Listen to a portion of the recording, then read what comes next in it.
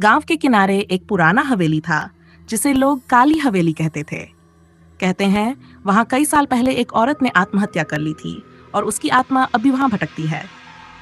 गांव के लोग उस हवेली के पास जाने से कतराते थे, लेकिन रवि नाम का एक युवक इन बातों को अंधविश्वास मानता था।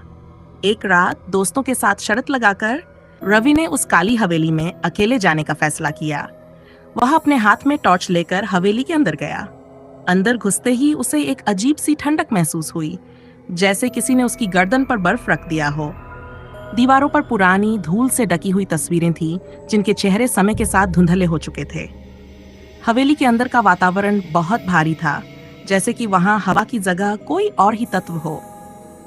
रवि ने हंसते हुए अपने दोस्तों को आवाज दी, देखो यहाँ कुछ भी नहीं है, सब बेकार की बातें हैं। लेकिन उसकी आवाज उस विशाल हवेली में गूंज कर खो गई। अचानक उसे लगा कि किसी ने उसकी पीठ पर हाथ रखा है। वह तेजी से मुड़ा, लेकिन वहां कोई नहीं था। उसका दिल जोर जोर से धड़कने लगा। वह बाहर जाने के लिए मुड़ा, लेकिन दरवाजा बंद हो चुका था। उसने दरवाजे को धक्का देने की कोशिश की, लेकिन वह जैसे किसी अदृश्य शक्ति से बंद था। घबराहट में उसने सीढ़ियों से ऊपर जाने का फैसला किया। ऊपर के कमरे में जाते ही उसे एक तीखी गंध महसूस हुई, जैसे कि वहां कुछ सड़ रहा हो। कमरे के बीचों बीच एक पुरानी जर्जरित पलंग थी, जिस पर एक सफेद साड़ी में लिपटी औरत की आकृति बैठी हुई थी। उसकी पीठ रवि की तरफ थी। रवि ने हिम्मत जुटाकर उस आकृति को पुकारा, कौन हो तुम? लेकिन वह औरत बिल्कुल स्थिर बैठी रही। रवि ने अपने कदम आगे बढ़ाए और जैसे ही उसने उस औरत के कंधे पर हाथ रखा, वह आकृति तेजी से उसकी तरफ मुड़ी। उसका चेहरा विकृत था, आंखें लाल और चेहरे पर एक भयानक मुस्कान थी। रवि की चीख हवेली की दीवारों में गूंज उठी। वह भागने की कोशिश करने लगा, लेकिन उसके पैर जैसे जमीन में धंस गए थे। वह औरत धीरे धीरे उठी और उसके करीब आने लगी। उसके कदमों से हवेली की लकड़ी की जमीन चरमराने लगी।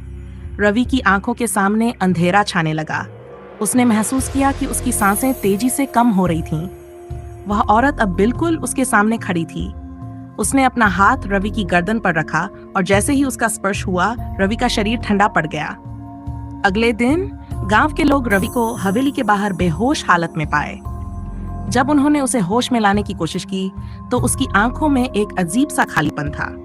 वह कुछ भी बोलने या सुनने की हालत में नहीं था। उसके होठों पर एक अजीब सी मुस्कान थी, जो किसी भयानक अनुभव की गवाही दे रही थी। उस दिन के बाद रवि कभी सामान्य नहीं हुआ। वह हमेशा अकेले में बुदबुदाता रहता, जैसे किसी से बात कर रहा हो। गांव के लोग कहते हैं कि उसने उस रात काली हवेली में जो देखा, वह उसके साथ हमेशा के लिए रह गया। कोई नहीं जानता कि वह औरत कौन थी, लेकिन उस दिन के बाद से काली हवेली के पास कोई जाने की हिम्मत नहीं करता। रवि की हालत देखकर गांव वालों ने फैसला किया कि हवेली को हमेशा के लिए बंद कर दिया जाए। लेकिन कहते हैं कि रात के सन्नाटे में अब भी हवेली के अंदर से हंसने की आवाजें आती हैं और कभी-कभी कोई रवि का नाम पुकारता सुनाई देता है।